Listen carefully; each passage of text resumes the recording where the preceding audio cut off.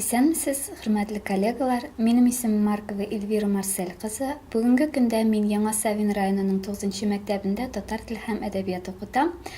Шулай ук Сәләм УМКсының соавторы һәм бүгенге көндә әлеге УМКны апробацияләүдә дә катнашам. Бүгенге чыгышымның темасы укучыларда диалогик һәм монологик сөйләм формалаштыруга багышланган. Беренче чиратта Сәләм УМКсының татар теле грамматикасын өйрәнүгә багышланмаулыгын искәртеп китәсем килә. Әлбәттә, теләсә нинди тел ул катлаулы грамматик системаны тәшкил итә, ләкин Сәләм УМКсы татар теленең грамматикасын өйрәнүгә багышланмаган, нәкъ менә балаларны татар телендә сөйләргә өйрәтә. УМКның төп максаты укучыларда диалогик һәм монологик сөйләмне формалаштыру. Беренче сыйныф укучылары өчен бу бәлки зур сүзләрдер, ләкин эш башлангычтан тора, эш шуннан башлана. Сәләм УМКсы нигезендә 1 ел укыган укучылар 4, 5, 6 репликадан торган диалоглар, шулай ук кечкенә генә җөмләләрдән яки 1-2 компонент белән катлауландырылган 5-6 җөмләдән торган монологик текст сөйләргә тиеш булалар. Шулай ук укучыларга кулланырга тиешле сораулар һәм җавап калыплары дәреслекнең фарзат битендә бирелгән. Әлеге максатка ирешүдә нинди алымнар һәм нинди материаллардан файдаланырга без менә нәкъ шушы турында хәзер сүз йөртәчәкбез.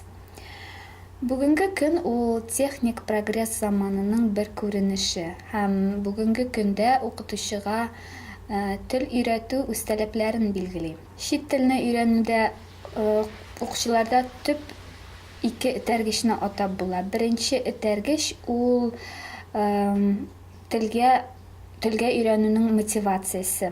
Әлбәттә, әгәр дә без бүгенге көндә өйрәнелгән инглиз, француз һәм испан телләрендә сөйләшүне күздә алсак, әлбәттә бу телләргә өйрәнүнең мотивациясе 100% дәрәҗәсендә. Ләкин башка телләр белән чагыштырганда татар телен өйрәнүнең мотивациясе 0% диярлек. Бүгенге көндә укучыларның татар теленә өйрәнү теләге бары тик укытучы шәхсенә генә бәйле булып кала. Һәм шушы этәргечтән чыгып без инде икенчесен билгеләй алабыз. Ул да булса ки укучыны кызыксындыра белү. Ягъни дәресеңне ни дәрәҗәдә кызыклы итеп үткәрәсең, нинди кызыклы аудио-видео материаллар кулланасың, нинди алымнар кулланасың, бу барысы да укытучыдан тора.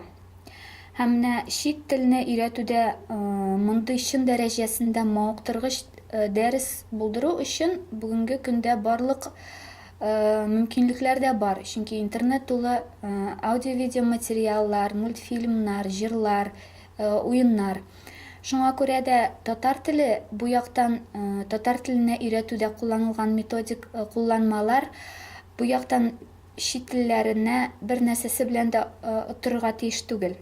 Һәм Сәләм УМКсының отышлы ягы да нәкъ менә шуннан гыйбарәт. Безнең УМКның махсус Сәләм сайты эшләп килә һәм дәрестә куллана алырлык барлык аудио-видео материаллар, җырлар, уеннар һәм интерактив материаллар барысы да бер урында тупланган. Әйтик, аудиоязма тыңлату.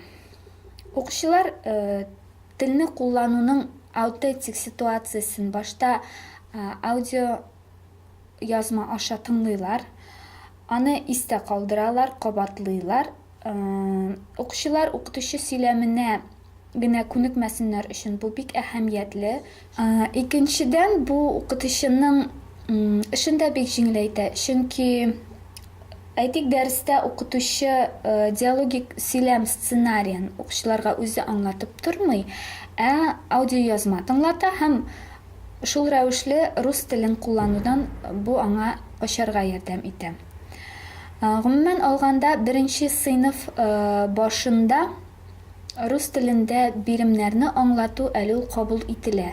Инде ел уртасында бу күпкә киметелергә тиеш һәм ел ахырында барлык сөйләмнең 10%-ннан да күбрәк булырга тиеш түгел. Рус телен ситуация, жест, мимика ярдәмендә алыштырырга һәм өйрәнелгән сүзләр аша яңасын аңлатуга ирешергә тиеш булабыз. Бу әлбәттә укытучыга гына кагылмый. Дәрестә укучылар да рус телендә сөйләшмәскә тырышырга тиешләр. Беренче сыйныфтан алып укучыларны шулай күнектерсәк, алдагы сыйныфларда бу бигрәк җиңел булачак. Укучы өчен дә, чөнки русча гына тыңлап, дәресне тәрҗемә аша өйрәнеп күнеккән балаларга инде алдагы сыйныфларда татарчага күчү күпкә авыррак. Әйтик, ягъни без дәресебездә татарча сөйләшү мөхите тудырырга тиешбез. Әйтик, Америкага баргач балаларга беркем дә сөйләмне инглизчәдән русчага тәрҗемә итмәячәк. Алар үзләре мөстәкыйль аңлауга ирешәчәкләр. Һәм бездә дәресләребездә генә булса да бу татар телендә сөйләшү мөхитен тудырырга тиешбез. Эшне дәвам итү сайт аша да башкарыла ала. Әйдәгез аңа кирип карыйк. Биредә дәреслектәге бирелгән күпчелек материал ул аудио язмага юнәлдерелгән. Мәсәлән, тыңла һәм истә калдыр, тыңла һәм кабатла, тыңла һәм күрсәт, тыңла һәм җавап бир формасында. Әлбәттә, алар төрле, кайберләре лексик берәмлекләрне өйрәнүгә багышланган, ә кайберләре инде диалогик һәм монологик сөйләмне формалаштыруга нигезләнгән. Шулай күләмнәре белән бер-берсеннән аерылалар. Укытучы кирәк кадәр аудио язманы тыңлата, укучылар истә калдыралар, кабатлыйлар һәм укытучы китабында бирелгән биремнәр белән аны тулыландыра. Һәм ниһаять үзләре дә шушы диалогик яки монологик сөйләмне мөстәкыйль башкаралар. Мәсәлән, әйдәгез берәр мисалны тыңлап китик. Диалогик сөйләмне формалаштыруга нигезләнгән. Икенче дәрес 3нче күнегү. Тыңла һәм ишарәләр белән күрсәт. Исәнмесез? Исәнмесез? Мин Лилия Дамировна. Ә син кем? Мин Азат. Хәлләр ничек, Азат? Бик яхшы, рәхмәт. Сәлам, Артур. Сәлам, Алсу. Хәлләр ничек, Артур? Шәп. Исәнмесез? Исәнмесез, Лилия Дамировна? Азат, хәлләр ничек? Начар. Ләкин дәреслек моның белән генә чикләнми, әлбәттә. Дәреслектә тәкъдим ителмәгән калган эш төрләре алар барысы да укытучы китабында бирелгән. Укучы сөйләшсен өчен укытучы дәрестә балаларга киеренке халәт тудырырга тиеш. Һәм моңа ирешүнең иң җиңел һәм иң кызыклы юлы ул дәрестә төрле уеннар уйнау. Укытучы китабында тәкъдим ителгән уеннарның бер өлеше алдагы әйтеп киткәнемчә лексиканы үзләштерүгә, ә кайберәүләре инде лексика һәм диалогик һәм монологик сөйләмне формалаштыруга нигезләнгән.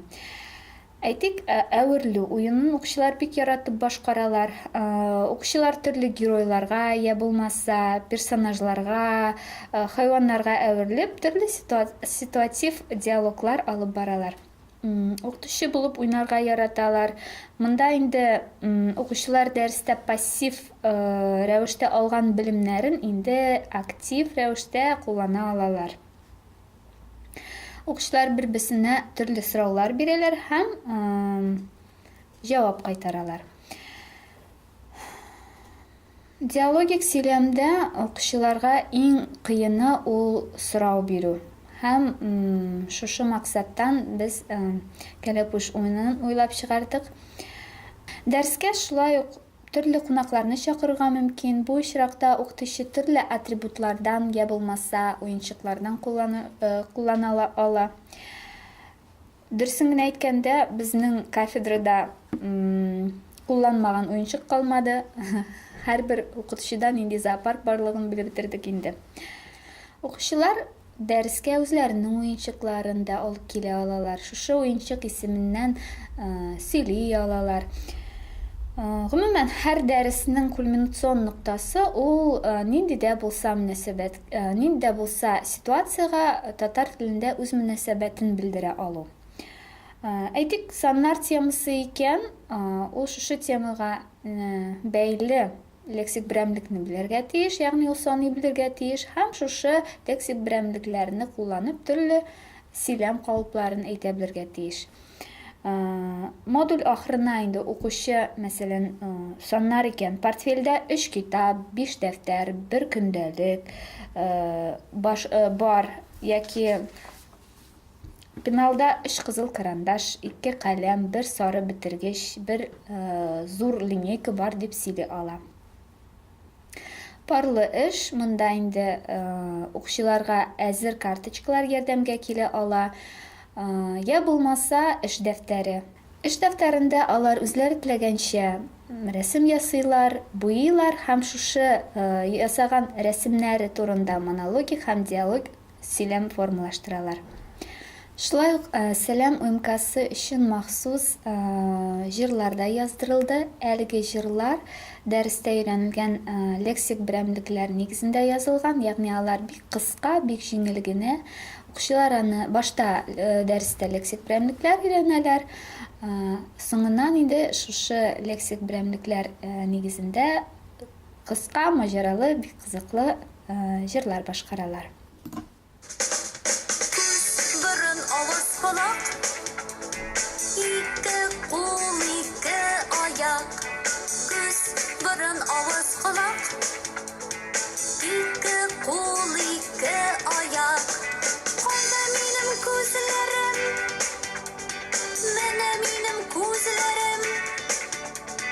Kayda benim burnum. Mene benim burnum.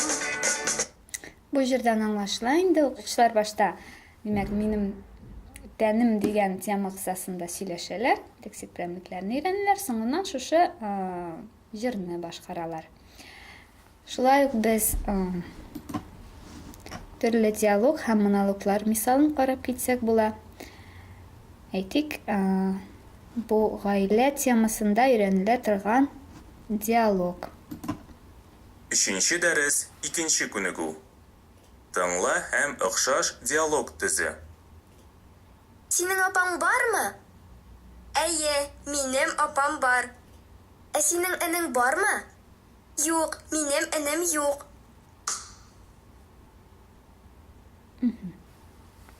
Ягъни укучылар башта диалогик үрнәкне тыңлыйлар, кабатлыйлар, истә калдыралар һәм шушы үрнәк нигезендә үзләре мөстәкыйль диалог төзиләр, бер-берсе белән аралашалар.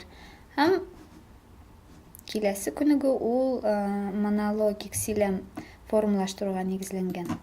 3-нче дәрес 3-нче күнегү. Маймылның гаиләсе белән таныш. Бу минем апам. Бу минем абыем. Бу минем сеңлем. Бу минем энем. Шул рәвешле укучылар белән без бик җиңел һәм кызыклы итеп сөйләшергә өйрәнәбез. Игътибарыгыз өчен зур рәхмәт.